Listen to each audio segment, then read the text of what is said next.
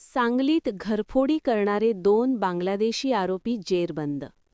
12.30 लाखांचा मुद्देमाल जप्त. 5 गुन्ह्यांची उकल. सांगली शहरात घरफोडीच्या घटनांना आळा घालत पोलिसांनी 2 बांगलादेशी आरोपींना अटक करून मोठी कारवाई केली आहे. या कारवाईत सुमारे 12.30,600 रुपये किमतीचे सोन्या-चांदीचे दागिने, रोख रक्कम, मोबाईल, बांगलादेशी ओळखपत्र आणि गुन्ह्यात वापरलेली मोटारसायकल जप्त करण्यात आली आहे. तसेच या आरोपींकडून घरफोडीचे 5 गुन्हे उघडकीस आले आहेत. पोलीस उपनिरीक्षक महादेव पोवार आणि त्यांच्या पथकाला मिळालेल्या माहितीच्या आधारे झुलेलाल मंदिर ते वुडलँड हॉटेल मार्गावर सापळा रचण्यात आला. यावेळी झुलेलाल मंदिराजवळ संशयास्पदरित्या थांबलेल्या 2 इसमांना ताब्यात घेण्यात आले.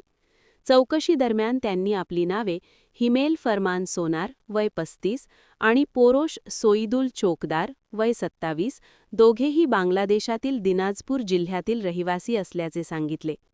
अंगझडतीदरम्यान हिमेल सोनार याच्याकडून सोन्याचे दागिने, मोबाईल, रोख रक्कम व बांगलादेशी आयकार्ड मिळाले, तर पोरोश चोकदार याच्याकडील बॅगेत चांदीचे दागिने आढळले. भारतात राहण्याचा कोणताही कायदेशीर परवाना नसल्याचे त्यांनी कबूल केले. तसेच गेल्या 1.5 वर्षापासून मिरज रेल्वे स्थानकाजवळील पडक्या इमारतीत राहत असल्याचे सांगितले. चौकशीत आरोपींनी सांगलीतील सिव्हिल हॉस्पिटल परिसर, संजय नगर, तासगाव व पलूस येथे बंद घरे फोडून चोरी केल्याची कबुली दिली. त्यानुसार 5 गुन्ह्यांची उकल झाली आहे. सदर आरोपी व जप्त मुद्देमाल पुढील तपासासाठी सांगली शहर पोलीस ठाण्याकडे वर्ग करण्यात आला असून अधिक तपास सुरू आहे.